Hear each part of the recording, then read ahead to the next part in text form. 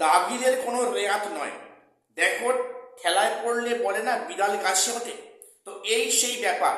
অবশেষে গতকাল সুপ্রিম কোর্টে কমিশন সেখানে হলফনামা দেয় যে এই টাকা ফেরতের প্রক্রিয়া কিন্তু তারা অলরেডি শুরু করেছে। দেখো, তোমরা জানো যে টেন্টের ক্যান্ডিডেটদের সুদ সহ টাকা ফেরত দিতে হবে।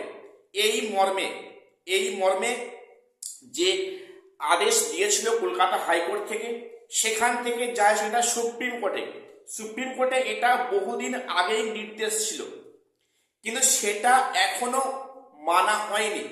এবং যখন সে নিয়ে পুনরায় যখন কোর্ট অবমাননার কেসটা ওঠে, গতকাল সেখানে কমিশন হলফনামা দেয়, রাজ্য হলফনামা দেয় যে কি, যে তারা এই টাকা ফেরতের প্রক্রিয়া অলরেডি 31শে ডিসেম্বর থেকে শুরু করেছে। তাহলে প্রশ্নটা এতদিন কি করছিল?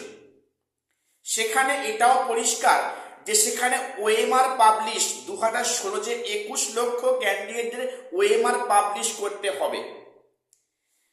যদিও সে নিয়ে কমিশন কোর্টে উল্লেখ করে যে যেহেতু এই নতুন প্রসেসটা কন্টিনিউ হচ্ছে, সেখানে একাদশ দ্বাদশের কাউন্সেলিং প্রক্রিয়া আছে, পাশাপাশি তারপরে সেখানে 9-10-এর ভেরিফিকেশন, ইন্টারভিউ, সেখানে হচ্ছে কি মেরিট লিস্ট বা তাদের হচ্ছে কাউন্সেলিং প্রক্রিয়া বা SSC group C group D, এই সম্পূর্ণ প্রক্রিয়াটাকে করতে গিয়ে তারা 2016 কিন্তু 21 লক্ষ ওএমআর পাবলিশের বিষয়টা এই মুহূর্তে ওয়েবসাইটে আপলোড করতে পারছে না। তারা এই দোহাই দিচ্ছে। এটা কতটা যুক্তিযুক্ত দোহাই? দেখো, সেখানে তাদের কি বক্তব্য যে এই সমস্ত প্রক্রিয়াগুলো কন্টিনিউ হচ্ছে, তাই ওয়েবসাইটে 21 লক্ষ ওএমআর যে আপলোডের বিষয়টা হলে সিস্টেম কাজ করবে না, ওনার যেটা বক্তব্য, তাই এখন ওটা নিয়ে কিছু ভাবা হচ্ছে না। দেখে নাও কি পরিষ্কার যুক্তি কমিশনের। যাই হোক, তো অবশেষে কিন্তু ঠেলায় পড়ে কমিশনকে হলফনামা জমা দিতে হলো কি, যে সেখানে হচ্ছে কি 31শে ডিসেম্বর থেকে কিন্তু তারা এই টাকা ফেরতের প্রক্রিয়া শুরু করেছে। দেখো, এটা পরিষ্কার, টাকা ফেরত দিতে হবে। তুমি টাকা দিয়ে চাকরি নিয়েছো, যোগ্য থেকে তুমি পিছনে ফেলে সামনে সাইডে তুমি এসছো, তোমার টাকা তোমার ক্ষমতার বলে, এটা চলতে পারে না। আমি তাদের পাশে একদমই নেই, আমি তাদের ঘৃণা করি। দেখো, যে কোনো পরীক্ষায় কিন্তু দুর্নীতি করা শিক্ষিত মানুষকে বঞ্চনা করা, এটা কখনো কেউ এলাও করে না, এই সভ্য সমাজ এলাও করে না। বিষয়টা হচ্ছে কি, যে সমস্ত টেন্টেডরা আছেন লিস্ট অলরেডি প্রকাশ পেয়েছে, তবে যদিও সেখানে স্কুলের নাম উল্লেখ করেনি সেখানে কমিশন, তো সেই লিস্টে প্রত্যেককে টাকা সুদ সহ ফেরত দিতে হবে, এটা অবশ্যই হওয়া উচিত। কারণ জনগণের টাকায় তারা কিন্তু স্যালারি পেয়েছে। এখন তারা অনেকে বলছে যে আমরা যে এতদিন পরিশ্রম করলাম, আরে ভাই, পরিশ্রম করেছে এটা তুমি অনেক ক্ষতি করেছো। অযোগ্য শিক্ষকরা যেখানে হচ্ছে কি একটা সমাজ তৈরি কারিগর, সেখানে কিভাবে দুর্নীতিটাকে হয়, সেখানে কিভাবে অযোগ্যরা বাচ্চা কাচ্চাদের মানুষ করে, সেখানে তাদের কোনো অধিকার নেই। এটা একটা মারাত্মক বিষয়।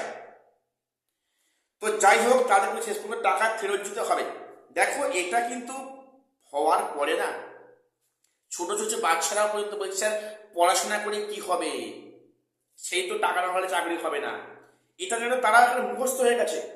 আমার তো স্টুডেন্টরা সেখানে বারে বারই বলছে স্যার পড়াশোনা করে কি হবে, আপনি তো দেখছেন খবরে কি অবস্থা, টাকা দিয়ে চাকরি হচ্ছে।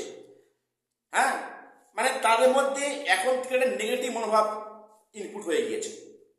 বিষয়টা খুবই হার্মফুল বিষয় এই সমাজ সভ্যতার কাছে। আমি এখনো বলছি অযোগ্য শিক্ষকদের টাকা ফেরত দিতে হবে, এটা হওয়া উচিত। আমি কেন, সবাই যারা কম বেশি শিক্ষিত তারা কিন্তু প্রত্যেককেই চাইবে যে অযোগ্য শিক্ষকরা টাকা ফেরত দিক। শুধু তাই নয়, এই চাকরিটা যারা দিয়েছিল তারা কেন ফাঁক পাবে কেন? এটা কি আমাদের আইন ব্যবস্থা? যে চাকরিটা নিল টাকা দিয়ে তার শাস্তি হচ্ছে, আর যে এটা চাকরিটা দিল টাকা নিয়ে তার কোনো শাস্তি হবে না। এটা কি ধরনের আইন ব্যবস্থা? সত্যি মানে ভাবতে খুব অবাক লাগে। তো আমি এ নিয়ে কথা বাড়াচ্ছি না, তবে সেসব দিন টাকা ফেরত দিতে হবে সে প্রক্রিয়া অলরেডি সরকার এবং কমিশন শুরু করেছে। ঠিক আছে, আর একটা বিষয়, অনেকে বলছো যে আজকে কি একাদশ দ্বাদশের কাউন্সেলিং নোটিশ আসবে রাতের দিকে? দেখো, আমি তোমাদের বলছি আজকে কেন, আগামীকালও হয়তো কাউন্সেলিং নোটিশ আসবে না। দেখো, যেটা মানে খবর পাওয়া যাচ্ছে যে মানে কমিশনের বক্তব্য, এখনো এই প্রক্রিয়া ওনারা কমপ্লিট করতে পারেননি। ওনারা সম্পূর্ণ প্রক্রিয়া এখনো কমপ্লিট করতে পারেননি। এটা আজকে এবং আগামীকাল হয়তো এই মানে বিজ্ঞপ্তি দেওয়া সম্ভব হবে না। তবে হ্যাঁ, এটা পরিষ্কার, এই জানুয়ারির শেষের দিকে অর্থাৎ 31শে জানুয়ারি নাগাদ কিন্তু কাউন্সিলিং নোটিশ আসতে পারে, এবং সেক্ষেত্রে জানুয়ারি হয়তো ফার্স্ট উইক বা সেকেন্ড উইকে মানে প্রথম দিয়ে কিন্তু কাউন্সিলিং প্রক্রিয়া হয়তো শুরু হবে।